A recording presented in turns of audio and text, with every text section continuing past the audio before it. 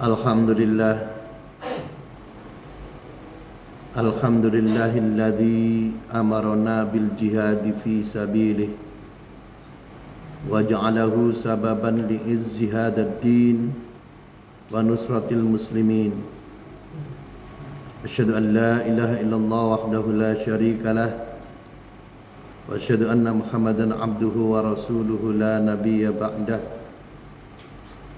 Allahumma salli wa sallim wa barik ala sayyidina Muhammadin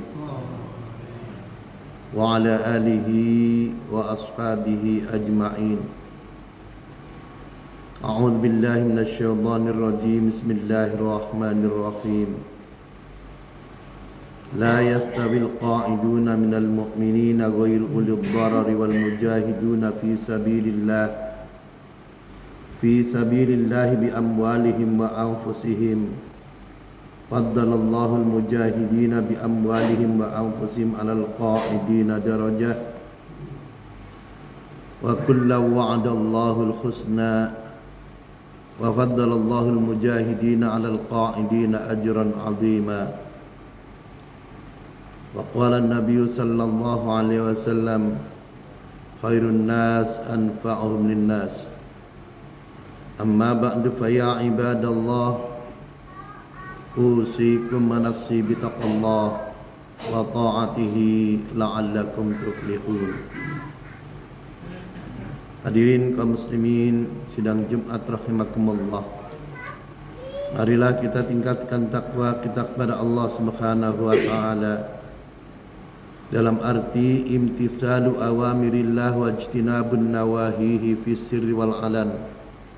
Mengerjakan segala apa yang diperintahkan oleh Allah dan meninggalkan segala apa yang dilarang oleh Allah, baik dalam keadaan sunyi maupun dalam keadaan ramai.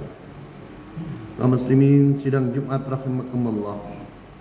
Profesor Dr. Hamka di dalam kitab Tafsir Al-Azhar juz 5 beliau mengatakan bahwa dulu di awal pemerintahan Islam di zaman Rasulullah sallallahu alaihi wasallam, jihad itu masih umum. Pemerintahan Islam saat itu belum memiliki pasukan perang, belum memiliki pasukan tempur, sehingga ketika akan ada perang yang harus dihadapi kaum muslimin karena mau diserang, diumumkanlah panggilan perang, panggilan jihad, seperti terjadi pada perang Badar. Panggilan perang saat itu masih sukarela, yang mau ikut dipersilakan, yang malas-malasan tidak mau berperang juga tidak apa-apa. Belum ada sanksi karena perangnya masih di luar kota, di luar wilayah pemukiman. Hadirin kaum muslimin sidang Jumat rahimakumullah.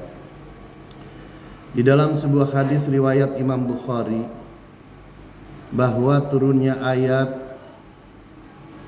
yang ke-95 dari surat An-Nisa yang pada pokoknya menjelaskan mukmin qaidun, mukmin yang berpangku tangan saja derajatnya lebih rendah dengan mukmin mujahidun, mukmin yang berjuang, berperang, berjihad di jalan Allah.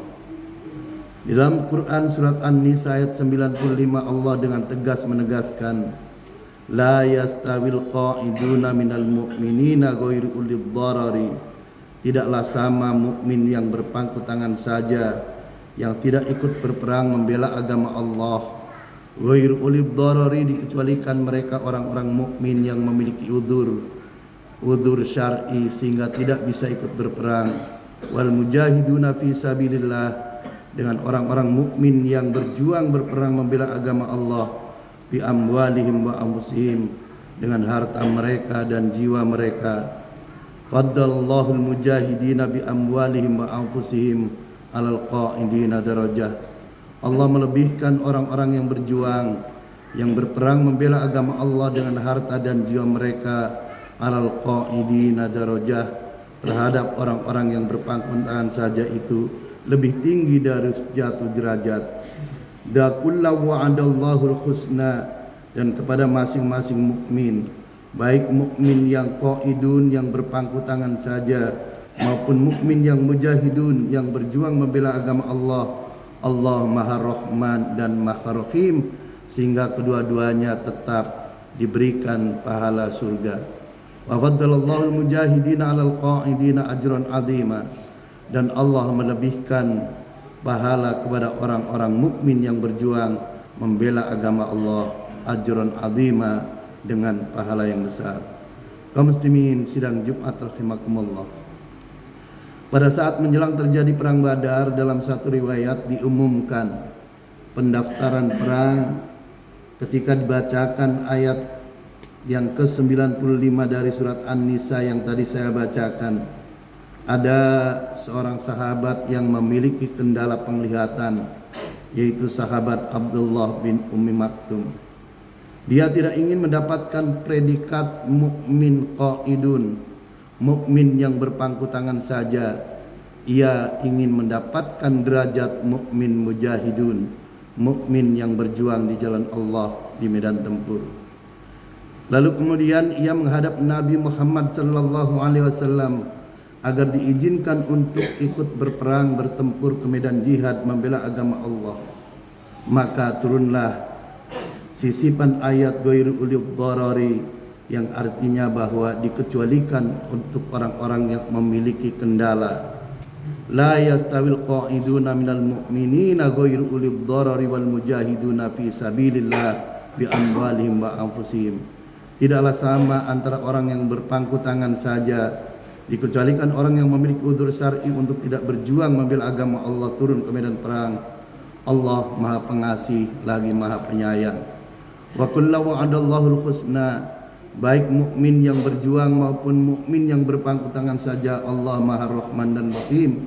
Kedua-duanya karena niat mereka yang bagus, maka Allah berikan juga pahala surga.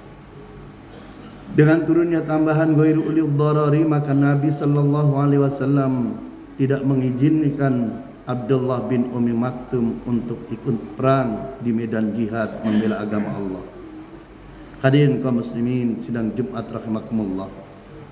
Singkat kisah, Rasul sallallahu alaihi wasallam wafat. Kemudian kekhalifahan dipegang oleh Sayyidina Abu Bakar Siddiq. Dan tatkala pemerintahan dipegang oleh Sayyidina Abu Bakar Siddiq, seperti biasa ketika akan terjadi perang, maka kemudian dibukalah pendaftaran untuk orang-orang yang akan ikut berperang membela agama Allah di medan jihad. Maka lagi-lagi Abdullah bin Ummi Maktum, orang yang buta, dia ingin mendapatkan predikat sebagai mukmin mujahidun, mukmin yang membela agama Allah turun ke medan jihad. Maka tatkala kemudian Sayyidina Abu Bakar Siddiq melihat bahwa dengan kalimat yang lembut, walaupun bagaimanapun karena Abdullah bin Ummi Maktum memiliki kendala penglihatan, yang ingin mendapatkan derajat mukmin mujahidun, namun akhirnya Sayyidina Abu Bakar Siddiq tidak mengizinkan Abdullah bin Ummi Maktum untuk dikirim ke medan perang. Kaum muslimin sidang Jumat rahimakumullah. Singkat kisah, Abu Bakar Siddiq pun kemudian wafat. Alhamdulillahnya Abdullah bin Ummi Maktum diberikan usia yang panjang oleh Allah. Dan tatkala kemudian kepemimpinan kekhalifahan dipimpin oleh Sayyidina Umar bin Khattab, maka tatkala kemudian akan terjadi perang sama seperti yang dilakukan oleh Sayyidina Abu Bakar, maka dibukalah pendaftaran untuk mendaftarkan orang-orang yang akan ikut serta di dalam medan tempur. Hadirin kaum muslimin rahimakumullah. Abdullah bin Ummi Maktum sudah 2 kali ditolak saat di mana Nabi dulu, dan kemudian pada saat kemudian di saat Abu Bakar Siddiq, maka dia sudah 2 kali tidak diizinkan turun ke medan perang, padahal dirinya ingin menjadi mukmin mujahidun, mukmin yang berjuang membela agama Allah. Pada hari pendaftaran, Abdullah bin Ummi Maktum tidak mendaftar, dan pada hari yang kedua pendaftaran dia pun tidak mendaftar, dan pada hari ketiga Pada hari ketiga ketika pasukan akan diberangkatkan, di pagi hari Abdullah bin Maktum mandi bersih dengan membasahi seluruh tubuhnya dan kemudian memakai wangi-wangian, dan kemudian setelah selesai dia memakai pakaian yang paling bagus, dan kemudian ia memakai baju besi, baju perang, dan dia siap berangkat untuk ke medan tempur, untuk ke medan perang. Kaum muslimin sidang Jumat rahimakumullah. Abdullah bin Maktum menggunakan siasat bahwa sebelum dirinya tidak diizinkan, beliau kemudian menghadap Khalifah Umar bin Khattab. Kemudian beliau berkata, "Wahai Amirul Mukminin, jangan engkau perintahkan aku untuk menanggalkan baju bersih ini. Jangan engkau perintahkan aku untuk mencopot, menanggalkan baju perang ini. Aku minta kepada engkau, janganlah engkau ikut-ikutan Rasul dan ikut-ikutan Abu Bakar, melarang aku, tidak mengizinkan aku untuk ikut berjuang membela agama Allah di medan tempur. Biarkan aku, wahai Amirul Mukminin, biarkan aku berangkat ke medan jihad bersama mereka. Izinkan aku berangkat berperang bersama mereka. Namun karena aku buta, aku tidak melihat. Tolong pilihkan posisi yang tepat, yang sesuai buat aku. Jangan engkau perintahkan aku menjadi pasukan berkuda. Jangan engkau perintahkan aku menjadi pasukan pemanah. Dan jangan engkau perintahkan aku untuk berperang dengan menggunakan pedang. Wahai Amirul Mukminin, beri tugas buat aku, orang yang memegang panji bendera Islam, dan tempatkan aku di barisan yang paling depan. Karena aku buta, aku memiliki kelebihan, aku tidak melihat musuh, dan karenanya tatkala pasukan kaum muslimin terdesak, aku tidak lari. Inilah kelebihanku, orang yang tidak melihat. Berbeda halnya dengan orang yang melihat. Tatkala pasukan kaum muslimin itu terdesak, karena dia melihat maka dia takut, maka kemudian dia lari. Inilah kelemahan orang yang melihat. Kaum muslimin sidang Jumat rahimakumullah. Tidak ada pilihan lain bagi Umar bin Khattab, karena Abdullah bin Maktum sudah memakai baju besi, baju perang, sudah mengemukakan niatnya dan meminta agar tidak ikut-ikutan, melarang dirinya seperti dulu Rasulullah dan Abu Bakar. Dan juga dia sudah siap meminta kepada Umar bin Khattab untuk membiarkan dirinya terjun ke medan perang untuk memegang panji bendera Islam.